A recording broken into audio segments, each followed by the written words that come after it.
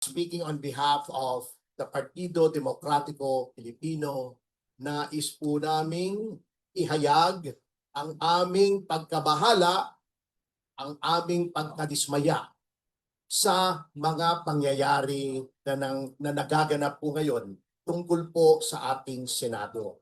Unang-una pong nais naming kondinahin ay yung suspicious timing ng paghahain ng mga kaso laban sa mga senador na identified sa majority.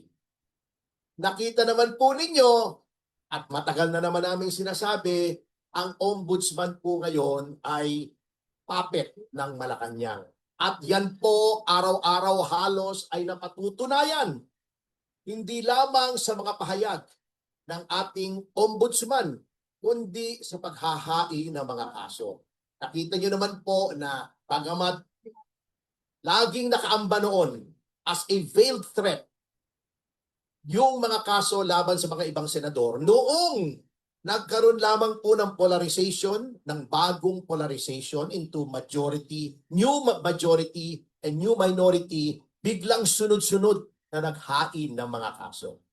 Sinampahan po, o sasampahan pa lamang, hindi ko alam, nasampahan na ba ng kaso si Senador Marcoleta.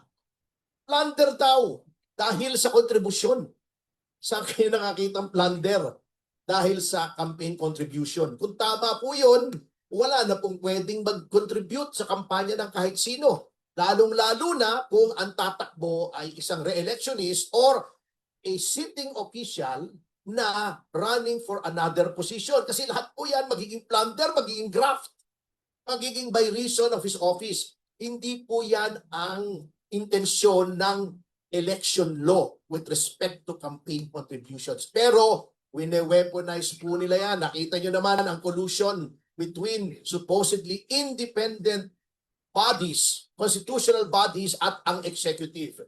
Bagamat inabsuelto si Marcoleta ng COMELEC, noong sinabi ng ombudsman na maghahain sila, biglang naghayag si Chairman Garcia ng COMELEC na pakikipagtulungan sila sa ombudsman para sa plunder. Number 2, pati ba naman si Robin Padilla kakasuhan ng obstruction of justice? Anong obstruction? At that time, napakalaki ng question as to whether or not yung warrant ay ng ICC ay pwedeng i-implement dito. At mismong ang DILG, mismong ang presidente nagsabi, there is no order to arrest Senator De La Rosa. Eh bakit obstruction nung pinalabas siya kasama ni Robin sa premises ng Senado? Does the left hand not know what the right hand is doing? Anong klaseng? Hindi ko maintindihan kung sinong nagtitimon, parang rudderless boat ang ating pamahalaan. Sasabihin ng presidente, walang standing order to arrest. Sasabihin ng NBI director, aarestuhin namin, nakipag-coordinate sa former Senate President. Hinabol si Bato, walang standing order to arrest. Ano ba yung standing order? Habulin si Bato? Yun ang order, habulin nyo. Makipaghabulan kayo kay Bato. Tapos sasabihin ng DILG, walang standing order. Then you have the DOJ telling the PNP to have a manhunt. Kailan naging under ng DOJ ang PNP? Ang gulo po ng ating gobyerno. Yan po ang nangyayari kung ang liderato, ang mismong chief executive ay hindi alam ang kanyang ginagawa. Ngayon, si Senators Escudero, Senators Villanueva, they are being threatened with cases. Bakit? Because of the impending impeachment trial. Ngayon ko lamang po nakita how brazenly the executive interferes. Noong panahon po ni Corona, nakialam ang executive pero may konting discretion pa by way of projects. Ito, kinakasuhan. Number 2, we denounce in the strongest possible terms in the known universe yung threat ni Senador Lacson na perpetual ba? Ano ba yung term na ginamit niya? Forever walk out.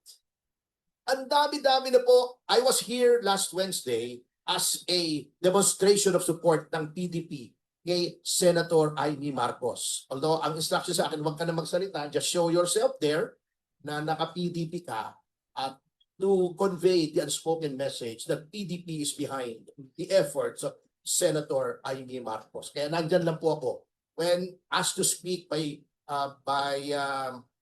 Senator Amy, I respectfully declined.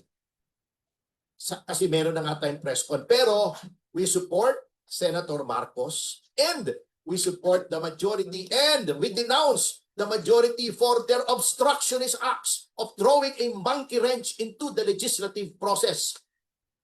Ibig niyong sabihin, pagka ang minority ay hindi nila makuha ang kanilang gusto, sisirain nila, wawasakin nila yung legislative process by depriving the Senate of a quorum.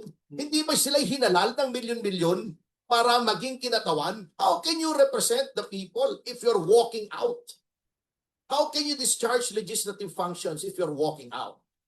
Of course, may mechanism. Ang tingin ko dyan, they're trying to force the issue eh. Kasi under Senate rules, under the rules of any legislature, hindi mo pwedeng i-deprive ng quorum forever ang legislatura. The Senate President, in the case of our Senate, may order the Senate Sergeant at Arms to arrest and bodily bring any member to the plenary in order to constitute a quorum. Siyempre, mabigat kung gagawin mo yon. They're trying to provoke. Tapos sasabihin pa ha, eto nakakatawa eh. This goes against the grain of everything that we have been taught in constitutional law. Kaya questionin daw nila yung ginagawa ng majority with respect to the rules. Dahil abuse. Since when has changing the rules been an abuse? Prerogative po yan, exclusive prerogative of either the House or the Senate na palitan ang rules niya. Ngayon, may principle po dyan of justiciability. Hindi ko maintindihan ha. Kasi ang tinuro po sa akin ni Mel Santamaria na hindi niya sinusunod ngayon, kapag ginagawa pa lang ang batas o any amendment of the rules, hindi pa ripe for adjudication yan. You cannot go to the Supreme Court. You can only go to the Supreme Court kapag yung batas ay napasa na at or yung rules ay pinasa na ng majority. That's when you question it, if you can question it at all. Dahil exclusive yan. Di ba sinabi ni Tito Soto, you see how hypocritical these people are. Sabi ni Tito Soto, the Senate has the exclusive right to make its rules, blah, blah, blah. Pagkatapos ngayon, pupunta daw siya sa Supreme Court para questionin kung bakit iniiba yung rules. Gusto niya noon, ayaw niyang makialam ang Supreme Court, noong in-invalidate yung impeachment, kayo gusto niyang makialam ang Supreme Court. On the same principle, yung acts exclusively belonging to the province of the Senate in performing. Good luck after insulting the Supreme Court, after saying that the members thereof are ignorant, etc. Pupunta ka ngayon sa Supreme Court, good luck. Baka ang mangyari sa kanya pag may sinabi siya sabihin sa kanya ng Supreme Court Achiche, insultuhin mo yung Supreme Court, baka pupunta roon.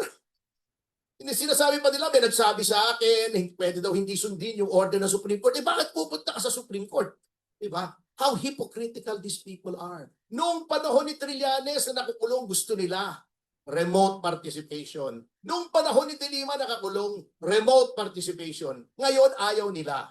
And then, someone will say na, dinamadali nyo ba ito? Dahil may makukulong na sa inyo? What a thing to say to your colleagues. That's the problem of electing characters to the Senate. Diba? I will just vary the old saying, diba? When you elect clowns to the Senate, the clowns do not become honorable. The Senate becomes a circus. Matindi po yung sinabing yun. If there's anything that is unparliamentary, hindi yung ginawa ni Senator Amy, because that forms part of the prerogative of any senator to rise to the question of privilege. Hindi kasi marunong yung ibang mga senador natin. Kung mababasa nila yung mga ibang privilege speeches before martial law, ni na Jokno, ni na Ninoy, ni na ganyan, mas matitindi pa sa ginawa. Those of you do not remember, matanda na po kasi ako yata pinakamatanda rito Kasi before the advent of the internet, of social media, lahat po ng privilege speeches ng mga senador, pinapublish nila. Then meron o tinatawag na franking privilege. Libre po, pag nag-mail sa inyo ang mga senador ng kahit ano, libre, hindi kailangan ng post office stamp. Ginagamit po yun ng mga senador. Daang libo minimail nila kung sino-sino, lalo na yung mga local government officials. My father was a board member, he was a councilor. Lagi siya nakakatanggap ng kopya ng mga privilege speeches. Pinababasa niya sa akin. Matitindi. Si Ninoy accused President Marcos Sr. of orchestrating the Jabida Massacre. O, ngayon, dinibang, wala naman palang pruweba, sabi ni Bobby Tiglao.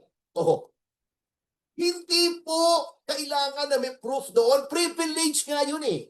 Why is there such a doctrine as the rubric of privilege? It's to encourage every senator in representation of the millions who voted for him or her na pagsalita freely without fear of reprisal except before his peers by way of an ethics committee complaint.